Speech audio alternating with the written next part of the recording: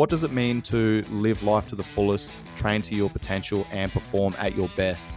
Leave nothing on the table. That's a non-negotiable, is that I strive to be better every day. Because if I'm not on top of my game, how is anybody else going to follow me down the road? Keep demanding more of yourself to live up to that potential and to stay hungry. Training is progress. You know, when I look at the word training, I think of steps, baby steps to get somewhere that you want to be. And that is basically your life journey. It's a mindset in itself, man. It's like, it's not just about, I know that for you, a lot of that's about the physical, but we're constantly in training, whether it's growing our skill sets, whether it's growing our physical bodies, whether it's growing our relationships, whatever. And all of that's a training ground. And that kind of goes back to the mindset that we just talked about. You underestimate yourself and you don't even start. But then once you start, you often surpass what you thought you could do. Perform at your best, mate. That's sort of what life is all about. You know, I want to have the knowledge, I want to have the fitness, the health, the ambition and drive that no matter what comes along, when that next phone call comes, I can just say yes. I don't have to worry. Just go and do it. Yo, what is up, guys? Welcome to this Coach's Corner episode with my guest, Lizzie Wright. This is a 90-minute conversation that I've broken up into 3 installments. In the first installment, we discussed how Lizzie went from being in the UK to traveling around the world to then becoming a coach in Singapore. In this episode, we dive into some lived experience that we've both been through on facing adversity, including Lizzie running 105 kilometers through the Borneo jungle, as well as 120 kilometers around Singapore. Let's get this episode underway. Take that leap. You need to trust in yourself. You need to trust in your ability to just fucking figure shit out. And I think this is what's missing from a lot of people is they just expect things to fall in their lap and they expect things to be easy. One of my favorite quotes is, people that make hard decisions live an easy life, but people that make easy decisions live a hard life.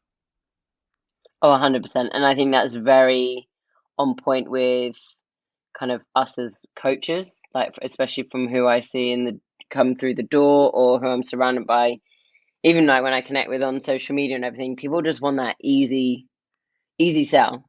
And I always say it's always just like we have in supermarkets the most convenient things. People cut and peel like our carrots up in the supermarkets and we don't have to do anything, so when it comes down to cooking or things like, people just want the easy fix, and that's why they think, again, it's that whole mentality with everything, which translates into I want abs in 30 days or my birthday's in 3 months. You think I can get abs? And I'm like, what are you willing to do? Like I've changed it just a bit more to coaching now, but it's the same thing as with everything. And I think a lot of people aren't willing to go through the pain or sacrifice anything to get to where they want to be, like, and when I think the way I operate day to day is, I go and make hard decisions or I'm hard with myself to make sure I get to where I need to be, but it makes my day flow.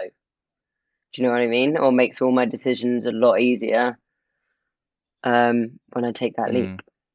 I think that's a good point. I'm actually reading David Goggins' book, Can't Hurt Me, right now. I'm not sure if you've read that. Yeah, I've read that one, yeah. Yeah, oh, I love it.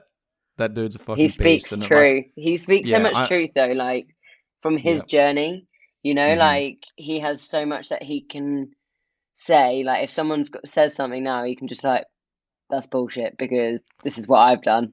Like, when he got knocked down by Navy SEALs and all those things, and obviously he was so overweight and rejected and all those things, and it's like, he can literally tell any of you guys who have, like, been through suffering, like, just drop your excuses. Like, he's been through so much, and I think I 100% rate him. I find him incredible. Like, his mindset is unbelievable. Yeah, absolutely. And I didn't know too much about him. I knew that he, held some records and, was a Navy SEAL and blah, blah, blah. And like, I just saw what I saw on his social media and from what people had spoken to me about. And numerous people were like, read the book. It's awesome. So, I smashed out, I don't know, probably a quarter of the book over the weekend, and I was reading it and I was like, I'm going to get up and go for a fucking run because I hate running. But that's the point, right? Like, this is kind of what I'm saying is, and kind of what you're saying as well, is that, there's going to be things that make you really fucking uncomfortable in life. And if we always step away from that discomfort and we find the path of least resistance, we never ever condition ourselves to be able to deal with adversity. And another one of my favorite quotes is like, one of the biggest skills that you can give to a child is the ability to deal with adversity. You know, and I dealt with a lot of adversity as a child, and it's, you know, I fucking hated it when I was a kid and when I was growing up, but it has literally shaped the man I am today. Now, granted, I could have gone down the other route where I was, you know, become a drug dealer and, you know, ended up in jail or whatever, but I made that decision to get away from that position and go and pursue a different path, you know, and that was fucking hard. And that was probably harder to make that decision than it was to stay where I was. And this is the point. It's like, choose something that you can do every day that just makes you feel a little bit uncomfortable. You don't need to, you know, do something crazy out there. Like, would you run you ran like a 100-mile fucking marathon or something recently? Is that right? I ran 120k around Singapore. I had not really trained. I had only done 2 8k runs before. So let's talk about that, because that is literally what I'm talking about right now. Like, talk to me about the mindset that went into that. Were there periods during that 120 kilometers around Singapore? How long did that take? That took me 20 hours, maybe. Holy shit. Yeah, so I'd always had the idea of it, and I think since we haven't been able to travel at all, Singapore, if no one knows, Singapore is a very small island in Asia, and it's probably like the circumference is about 160 kilometers, or maybe 200 if you really go around the edges. But for this case, we did 120. So I had a couple of people who did it with me, and I had this vision, like at the start of lockdown. I was just like, right, I want to do something. I'll tell you about the other race I did just before we went into lockdown as well, because that's the next level of 120. Why 120 felt easy. Not easy, I'm not gonna lie, it was not easy, but easier. But yeah, I had the idea I wanted to do something, and I just wanted to give purpose and look back at 2020 and just be like, I fucking achieved a hell of a lot. I put myself out there on so many levels. I wanted to challenge, like, these challenges for me. I'm a big mountain girl, so I'm really missing mountains. Singapore, I think, goes to the height of like 150 meters, so I don't really get any kicks from that. So I just went out there just thinking, right, what can I do? So the idea just came like, right, I'm going to run around Singapore. And it got closer to the time, and I was like, oh, I haven't done any training for it. Like, obviously, I train all the time. I do a lot of strength training. And for me, it's not just what the body can do, but it's what the mind can do. And I do it to build the resilience within me. I challenge and I want to push my mind to a limit. That right there is the secret sauce. To see how, yeah, exactly. To see how I respond. I like to see when I'm in pain. This will sound so weird for other people, but I like to see when I'm in pain or when I'm struggling, or if something's out of my control, how do I respond?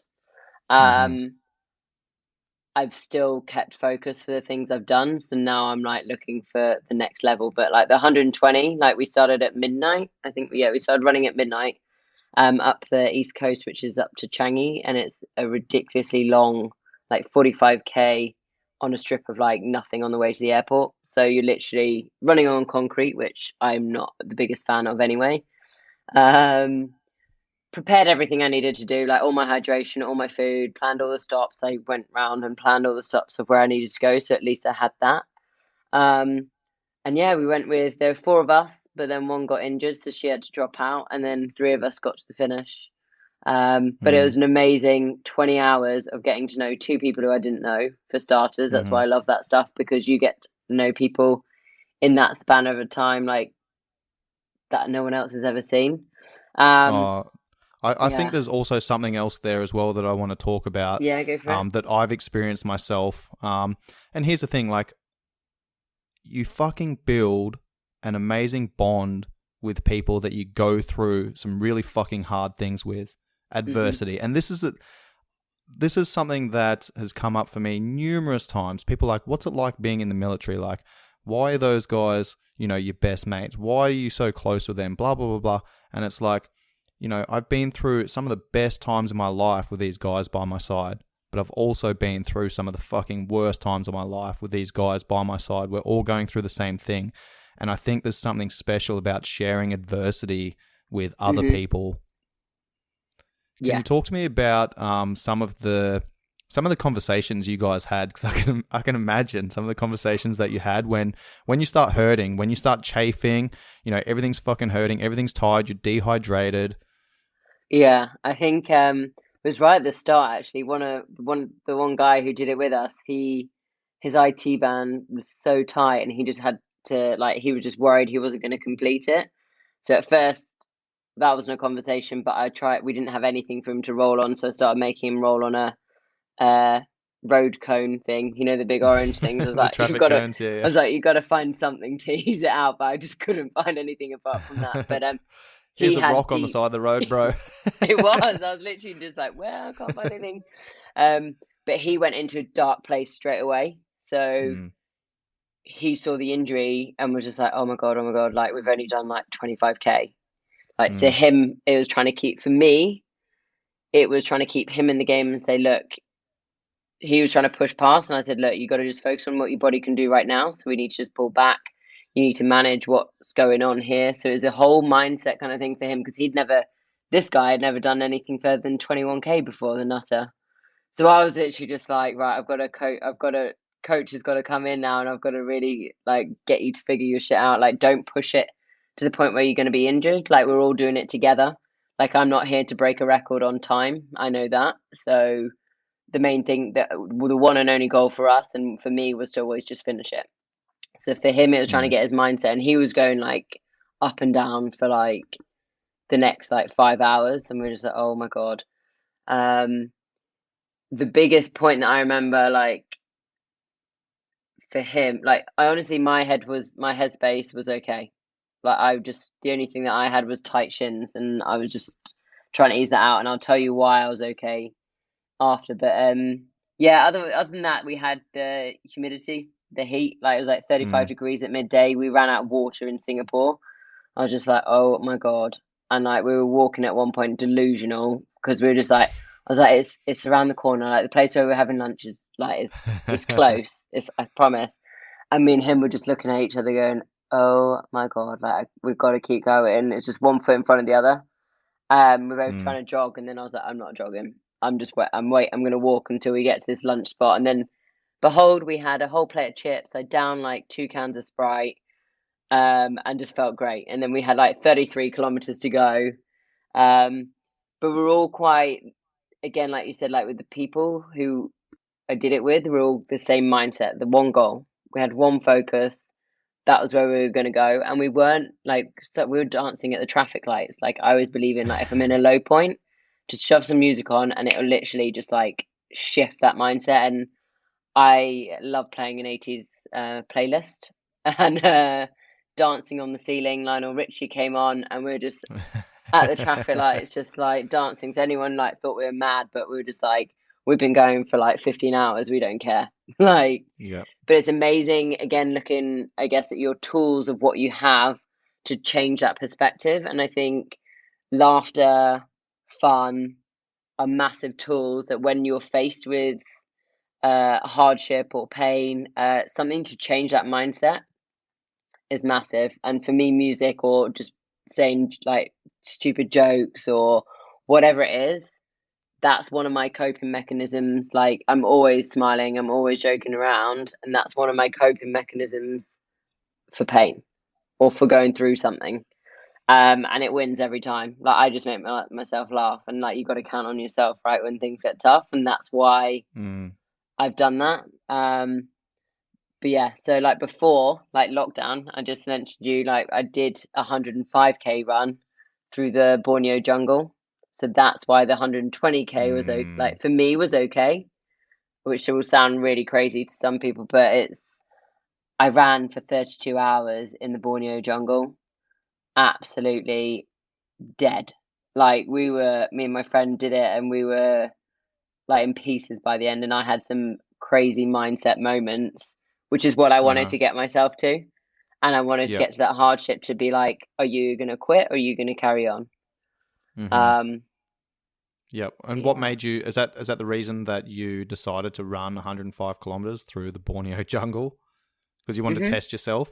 Yeah, 100%. I'd only done 50K before. And when I've gone to a couple of mountains with high altitude, that's tested me on a whole other level.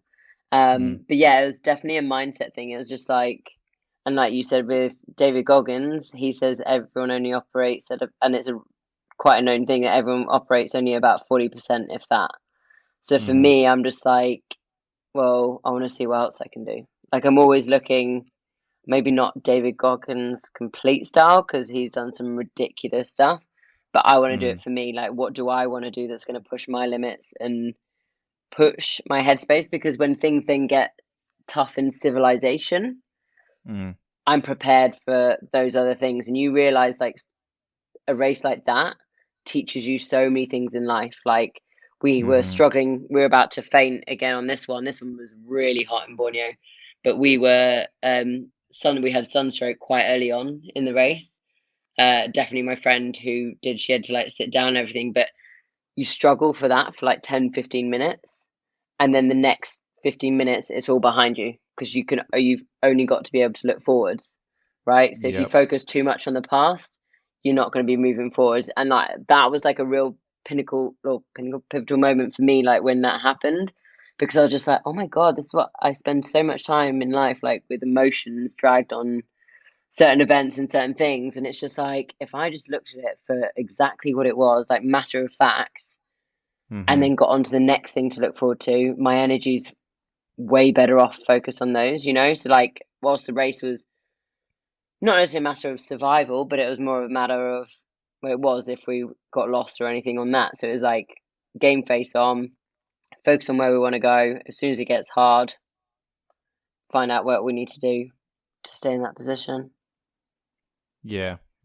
I like that.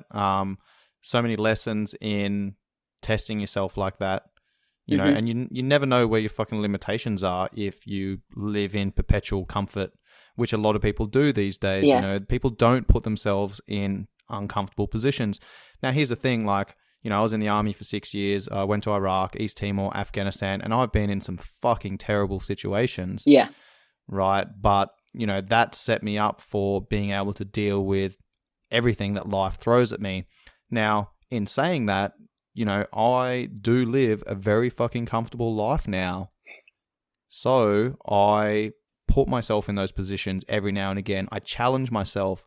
You know, I take away some of my comforts to give myself a taste of that.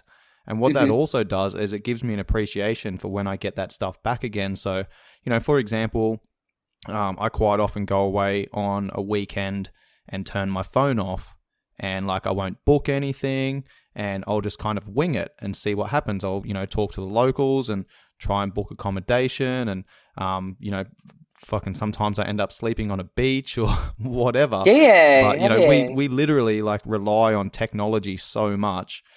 So there's times where I'm like, I am going to leave my phone at home, and I won't take my phone out, and I won't use Google Maps or anything like that. Like, you know, this is very basic ways of giving yourself some adversity and discomfort. You know, we live in this perpetual comfort where we've literally got everything we want for the most part.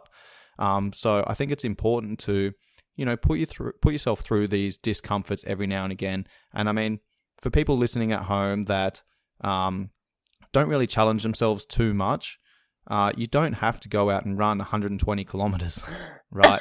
Start by yeah, that's a good point. Start by taking a fucking cold shower every day, or start by doing something you don't like doing every day.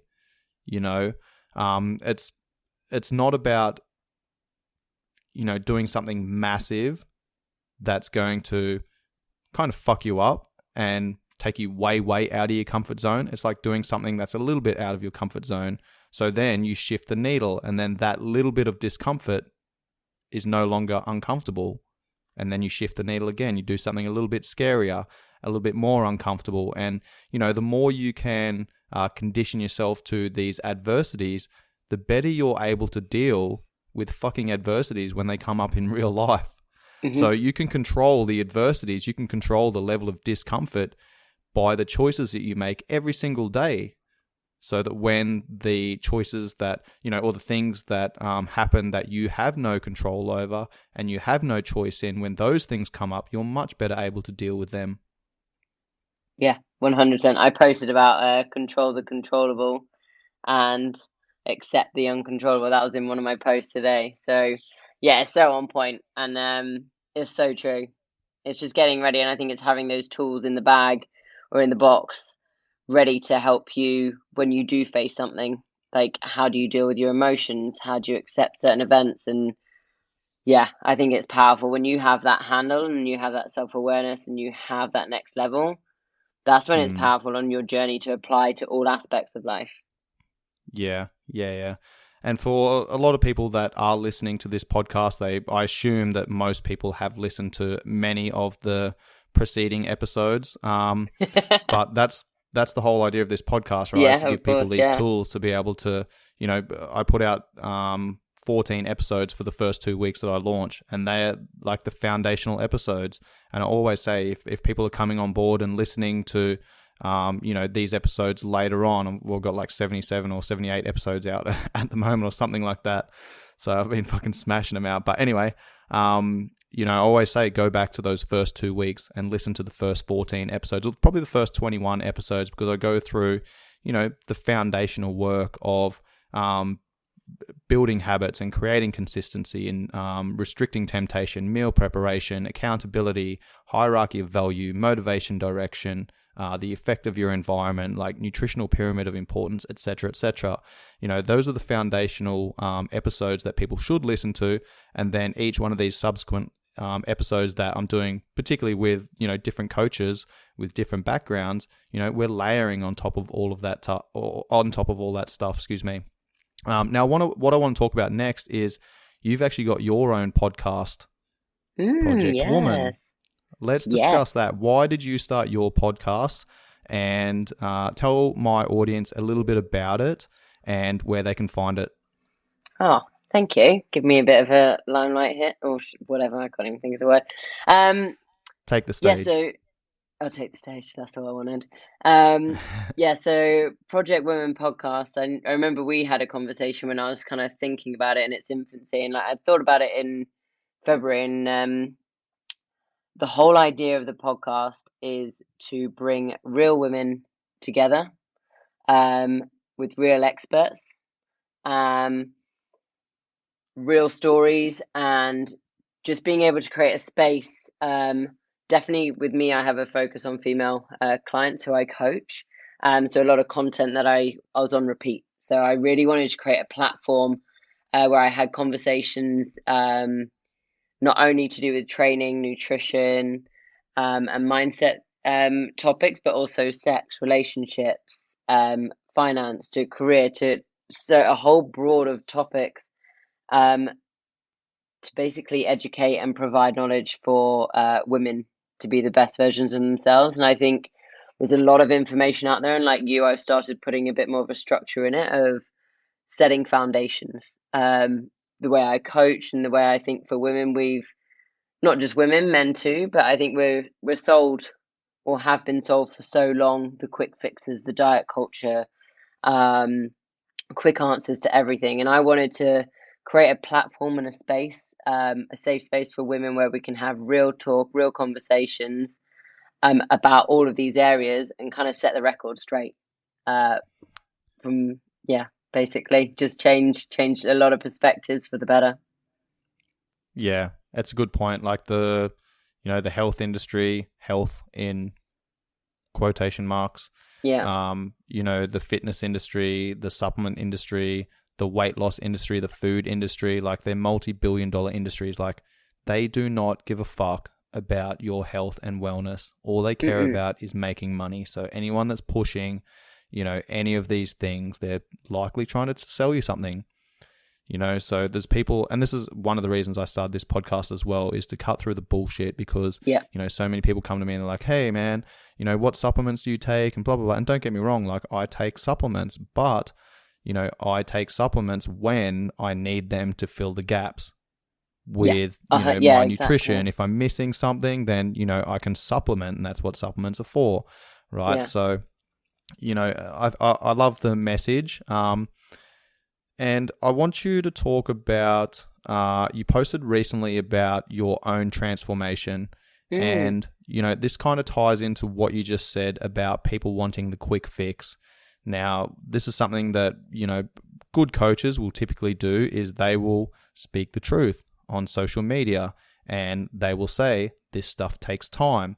Okay. Anyone who says that is probably a fucking good coach that knows what they're talking about, and is not trying to sell you something. But unfortunately, that's not sexy.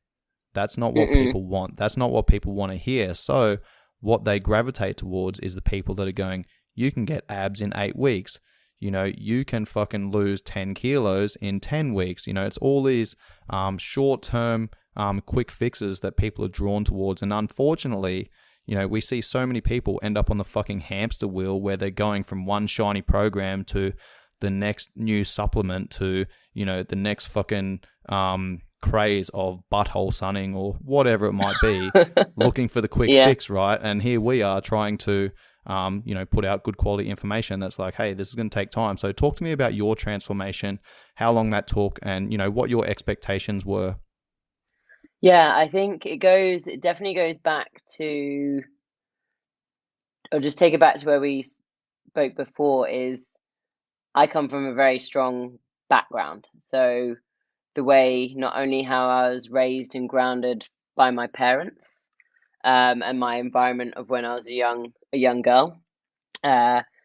We didn't have obviously any social media back then, to the degree that we use it now, which I think is an important point to bring up in a bit. But also my sporting background, like that has literally been the foundation of who I am and who I was from a child, in terms of providing me discipline, not focusing on body image, but focusing on performance, feeling strong, feeling fast, feeling capable, trying to beat the boys like all the time. And it gave me just, which I still hasn't changed now, but like it gave me such a strong foundation as a young girl and as a young growing woman, to be confident in my skin, to be strong, to be fast, to focus on skills, to focus on what I can do with my body. I didn't know at the time then, but I see it now.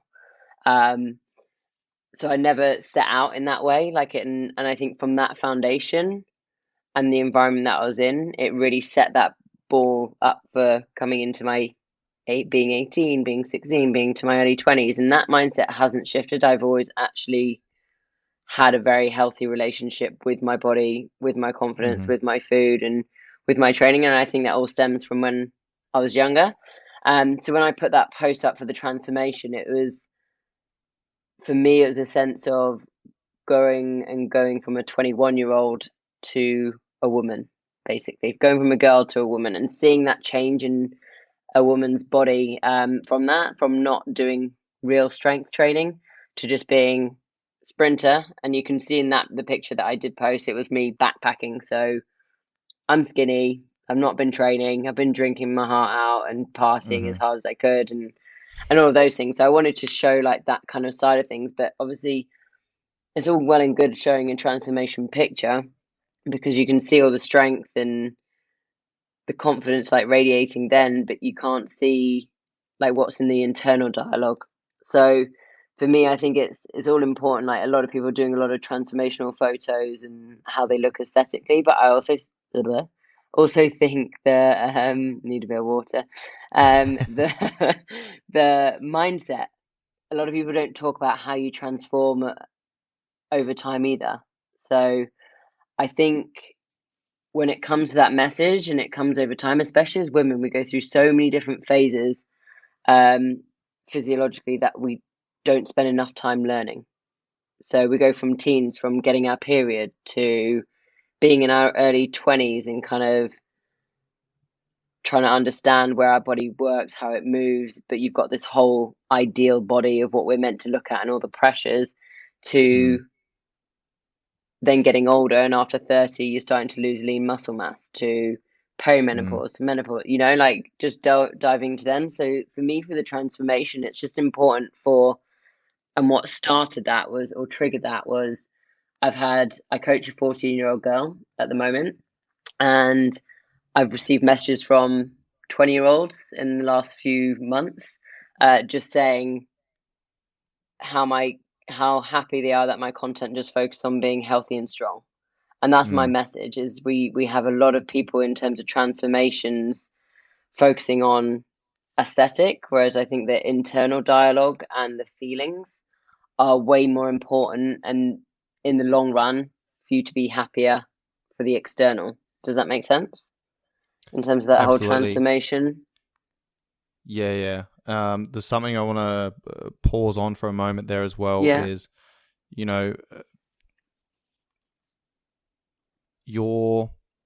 are a product of our environment, so I urge people to have a look at their social media and flick through there, and anyone who makes you fucking feel shit about yourself, unfollow. That's no way to live your life. Look for people that are going to encourage you. Look for people that are going to give you good quality information that's going to move you in the right direction. Look for people that's going to make you feel good about yourself and create that mindset that you need to adopt to move towards the person that you want to be. I think that's really powerful, and I love your content. That's why we're having this conversation right now, is because we have been following each other on social media for a while. I don't think we've ever had a conversation in person, but we follow each other on social media, and we like each other's stuff, and we comment and things like that. And I like, the stuff that you put out. I like the content that you put out, and I think that's really important for females, in particular, to hear women like yourself who are strong, who are successful, who do train with weights and, look good, feel good, and have that, really strong personality, that strong mindset, and that strong body as well. And it's slowly taking time, but more women these days are looking at what their bodies can do rather than what it looks like. And I think that's an important thing to look at. And I think what you're doing is really amazing. Thank you. Let's talk about some of the things that you just spoke about there. I want to touch on some of your clients that you work with, because I'm sure you've adopted this coaching style from, the people that you've worked with over the last few years, and you've adapted, you've adopted, and you've kind of come up with your own coaching philosophy because of these people that you're coaching. Let's talk about that. Has there been similarities with what you've been through and, the demographic, the type of people that come to you for coaching? Yeah, so I think definitely in terms of my message, it's attracted a lot of women, whether in conversation, talking points to strangers like on Instagram, or my clientele that do come into the gym to see me, or for online coaching.